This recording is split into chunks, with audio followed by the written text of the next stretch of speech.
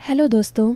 आज मैं जो तुम्हें कहानी सुनाने जा रही हूँ वो मेरी और मेरे दामाद जी की है। कहने को तो वो मेरे जमाई है, लेकिन मेरी बेटी से ज़्यादा तो वो मुझे चाहते हैं। और कहानी सुनकर आपके होश ही उड़ जाएंगे कि एक दामाद भी अपनी सास के साथ ऐसा कर सकता है। तो कहानी में आखिर तक बने रहना। और हाँ, एक और बात सुनो, अगर मुझसे बात करना चाहते हो तो अपना नाम कमेंट में ज़रूर लिखे। तो चलो अब शुरू करती हूँ। मैं हूँ नीता। नहीं, पूरा नाम नीतू। उम्र अभी अभी 42 की हुई हूँ, पर लोग कहते हैं कि 32 से ज़्यादा नहीं लगती। गांव की हूँ, पर शादी के बाद शहर में बस गई। मेरी कमर अभी भी इतनी पतली है कि साड़ी का पल्लू फिसलता ही रहता है।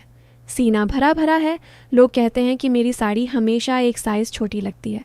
चेहरा गोल, होंठ मोटे मोटे, आंखें काजल से भरी रहती हैं। और हाँ, जब चलती हूँ तो मेरी चाल में कुछ ऐसा है कि पीछे से देखने वाले की नज़र अटक जाती है। बस इतना ही बताती हूँ, बाकी तुम खुद सोच लो। जब मिलोगे तो पता चल जाएगा। मिलोगे ना? अब जो बात मैं बताने जा रही हूँ वो मेरी और मेरे दामाद, हाँ, मेरे दामाद राहुल की है। मेरी बेटी प्रिया की शादी को अभी 1.5 साल ही हुए हैं। राहुल बहुत अच्छा लड़का है। 28 साल का, लंबा चौड़ा कंधा, आवाज़ भारी भारी। जब भी घर आता है तो मुझे मम्मी जी कह के गले लगाता है। उसकी बाहों में एक अजीब सी ताकत है। जब गले लगाता है तो मेरी सांसें एक पल को रुक जाती हैं। मैं भी शर्माती हूँ, पर मन ही मन अच्छा लगता है। शुरू शुरू में तो सब नॉर्मल था, पर पिछले 6-7 महीने से कुछ बातें बदलने लगी हैं। मेरी बेटी प्रिया को नौकरी लग गई थी दूसरे शहर में। वो हफ्ते में सिर्फ शनिवार रविवार को आती है। बाकी 5 दिन राहुल अकेला रहता है हमारे साथ, मतलब मेरे और मेरे पति के साथ। पर मेरे पति तो सुबह 6 बजे फैक्ट्री चले जाते हैं और रात 11 बजे आते हैं। तो दिन भर घर में सिर्फ मैं और राहुल। सुबह उठते ही मैं चाय बनाती हूँ। राहुल बिना बनियान के सिर्फ पैंट में किचन में आ जाता है। उसका सीना चौड़ा, बाल उगे हुए। मैं चाय छानते वक्त आंख उठाकर देखती हूँ तो वो मुस्कुराता है। कहता है, मम्मी जी आप तो सुबह सुबह भी इतनी सुंदर लगती हो। मैं हंस के टाल देती हूँ, जो बदमाश बहू से कहूँगी, पर अंदर से कुछ गुदगुदी सी होती है। फिर नहाने जाती हूँ तो जानबूझकर बाथरूम का दरवाज़ा पूरा बंद नहीं करती। एक छोटा सा गैप छोड़ देती हूँ। मुझे पता है राहुल हॉल में बैठा टीवी देख रहा है, पर उसकी नज़र बार बार बाथरूम की तरफ जाती है। मैं साबुन लगाते वक्त थोड़ा ज़्यादा झुकती हूँ, पीठ उसकी तरफ करती हूँ। मुझे लगता है वो देख रहा है और मुझे बहुत मज़ा आता है। एक दिन मैंने साड़ी का पल्लू जानबूझकर गिरा दिया था झाड़ू लगाते वक्त। मैंने झुक के झाड़ू लगाई। राहुल सोफे पर बैठा था।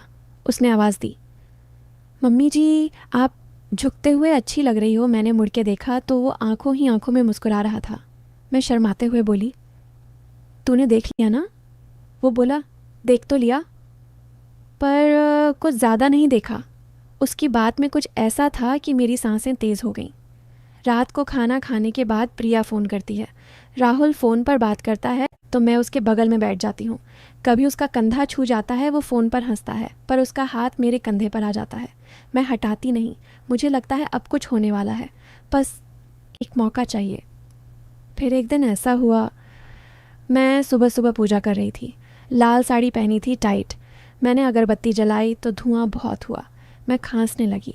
राहुल दौड़ के आया, मेरी पीठ पर हाथ फेरने लगा। उसका हाथ नीचे सरकता गया, फिर थोड़ा और नीचे। मैंने कुछ नहीं कहा, बस आंखें बंद कर लीं। मुझे लगा अब वो मुझे घुमा के, पर उसने सिर्फ बोला, मम्मी जी सांस लो आराम से, और मेरा दुपट्टा ठीक किया। बस मैं रात भर सो नहीं पाई। मुझे गुस्सा आया खुद पर। मैं क्या कर रही हूँ? मेरी बेटी का पति है वो, मैं उसकी सास हूँ। पर मन नहीं मानता था। फिर धीरे धीरे मैंने और कोशिश की। कभी उसके कपड़े धोते वक्त उसकी बनियान को छूती, कभी उसकी अलमारी में उसकी फ़ोटो देखती। एक दिन तो मैंने उसकी शर्ट पहन ली थी घर में, सिर्फ शर्ट। राहुल आया तो उसकी आंखें फटी की फटी रह गईं।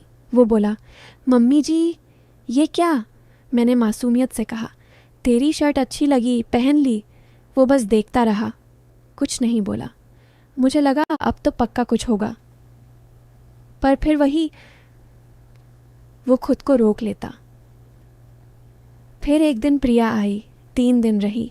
उन 3 दिनों में राहुल ने मुझे एक बार भी ठीक से देखा तक नहीं।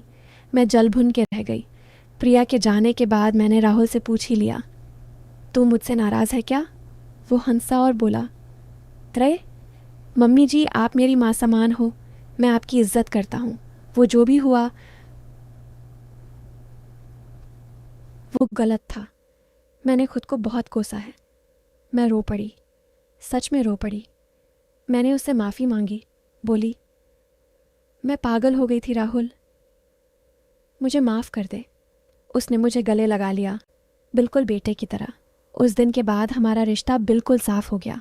अब वो सच में मेरा बेटा है, मैं उसकी माँ, और मुझे आज तक अफसोस है कि मैंने कभी उसकी नीयत पर शक किया।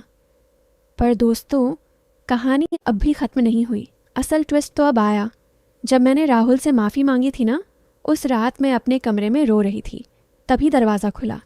राहुल अंदर आया, बोला, मम्मी जी, मैं आपसे कुछ कहना चाहता हूँ। मैंने आंसू पोंछे और बोली, बोल बेटा। वो मेरे बगल में बैठ गया। उसने मेरे हाथ अपने हाथों में लिए और बोला, मम्मी जी, सच तो ये है कि मैं आपसे बहुत प्यार करता हूँ, पर वो प्यार माँ बेटे का नहीं, कुछ और है। मैं प्रिया से शादी सिर्फ इसलिए किया था क्योंकि वो आपकी बेटी थी। मुझे आप चाहिए थी, सिर्फ आप। मैं हिल गई। वो आगे बोला, मैंने हर बार खुद को रोका क्योंकि मुझे लगा आप मजाक कर रही हैं, पर अब मैं और नहीं रुक सकता। उसने मेरा दुपट्टा और फिर नहीं, फिर कुछ नहीं हुआ, क्योंकि ठीक उसी वक्त दरवाज़ा खुला और मेरी बेटी प्रिया अंदर आ गई। वो चुपके से पहले आ गई थी सरप्राइज़ देने। उसने सब देख लिया। राहुल को थप्पड़ मारा, मुझे भी मारा, और बोली, माँ, तू मेरे पति के साथ? फिर जो हुआ वो किसी ने सोचा भी नहीं था। प्रिया ने तलाक ले लिया, राहुल चला गया, और मैं आज अकेली रहती हूँ। पर सबसे बड़ा ट्विस्ट तो ये है, प्रिया ने जाने से पहले मुझसे कहा था, माँ, राहुल ने मुझे सब बता दिया था। वो तुम्हें नहीं, मुझे चाहता था। तुमने जो कुछ भी किया वो सब उसने मुझे उकसाने के लिए किया था। वो चाहता था कि मैं तुमसे नफ़रत करूं। मैं पागल हो गई। मतलब जितनी भी हरकतें थीं, साड़ी का पल्लू गिरना, शर्ट पहनना, बाथरूम का दरवाज़ा खुला छोड़ना, सब राहुल का प्लान था। वो मुझे फंसाना चाहता था। क्यों? क्योंकि मैंने उसकी माँ को कभी स्वीकार नहीं किया था, उसकी असली सास को। वो बदला ले रहा था। आज मैं अकेली हूँ, न बेटी, न दामाद, न इज्जत। प्रिया ने जाने से पहले मुझसे कहा था, माँ, राहुल ने मुझे सब बता दिया था। वो तुम्हें नहीं, मुझे चाहता था। तुमने जो कुछ भी किया वो सब उसने मुझे उकसाने के लिए किया था। मैं रोते रोते ज़मीन पर बैठ गई। लगा जैसे मेरी सारी दुनिया ख़त्म हो गई। फिर अचानक दरवाजे पर घंटी बजी। मैंने सोचा शायद पड़ोसी हैं। रोते हुए दरवाज़ा खोला तो सामने खड़ा था राहुल, हाथ में एक फ़ाइल लिए, आंखें लाल पर चेहरा शांत। मैं चिल्लाई, तुझे यहाँ आने की हिम्मत कैसे हुई? राहुल ने घुटनों पर बैठते हुए कहा, मम्मी जी, अब सच सुन लो, पूरा सच। उसने फ़ाइल खोली। उसमें कुछ फ़ोटो थे, कुछ ऑडियो रिकॉर्डिंग के ट्रांसक्रिप्ट थे। वो बोला, ये सब मैंने इसलिए किया क्योंकि प्रिया की जान को ख़तरा था। मैं हक्की बक्की रह गई।